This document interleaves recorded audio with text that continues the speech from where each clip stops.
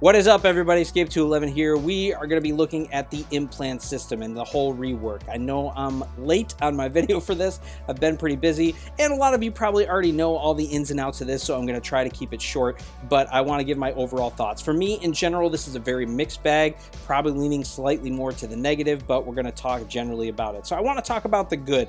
First of all, we do know that we're able to remove implants now, which is very nice. So being able to do that and this whole system in that aspect is really nice, and we don't have to deal with that. There's also ways to organize all this. So if I hit auto install, it's going to reinstall that, and it would actually install the best implants for this. So an auto install is actually a really nice function.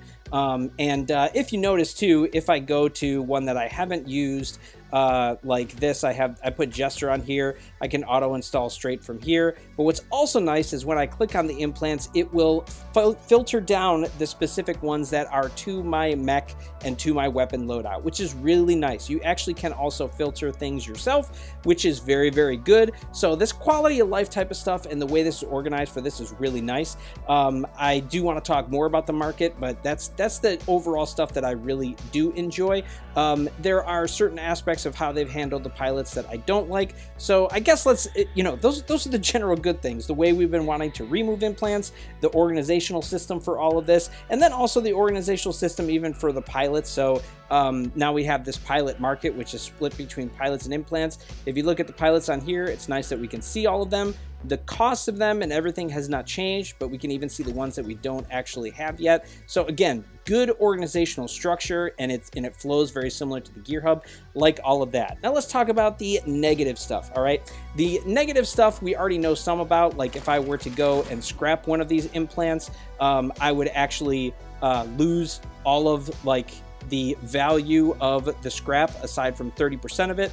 There's no way that I can pay for 8 coins to get some of that back. We don't have the option of doing that anymore, which is unfortunate, but I mean, a lot of people are happy that they can remove them. I feel like it's a fair offset. The issue for me mostly boils down to how this is actually laid out. When they were talking about this implant rework, they talked about the market. So we do have that. We have the gear market now, which is the Gear Hub, which hasn't changed, and the pilot market, which we already talked about the pilots, but the implants is really the core issue for me.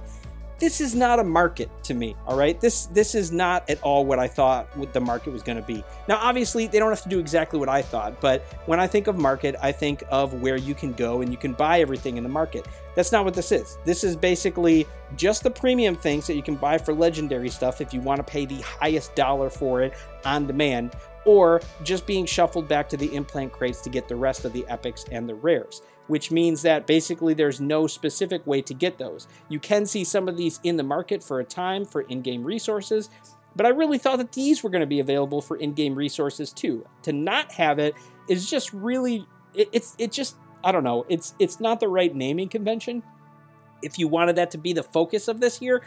So it's really annoying that, that kind of just feels like it's put to the wayside. I did actually mention something like that to the developers to say, is there a way that we could change some of this for higher premium or cycle them in? More so is really what I focused on, where you could show some of these are available for in-game currency at a time. They said they would, look into that idea to see if it would work for them, I guess. I hope it doesn't mean they just cycle in other paid offers, but my goal is for in-game currency. Even if these were available for a higher price tag, I think Ruffles even said something about this before, if these were available for higher or like twice their amount, or if it was something like, these were 2,008 coins and these were like 508 coins, even though it's a higher price tag, the on-demand price of being able to get whatever you need, because a lot of us, when we get a new weapon or try to build something, we're very limited in the stuff we can get. We don't necessarily have to get the top ones, so if you can't give us the legendary ones, fine, but being able to get these other ones to at least be semi-competitive seems that it's fair. I mean, this is throwing no bone to anybody, and again, it doesn't make this feel like it's a market. It just means like, the people who buy stuff before are still able to buy them. They're just able to buy specific ones or premium however they want to. So it just is very, unfortunate. I just don't like the way any of this is laid out in that sense, like for the cost structure.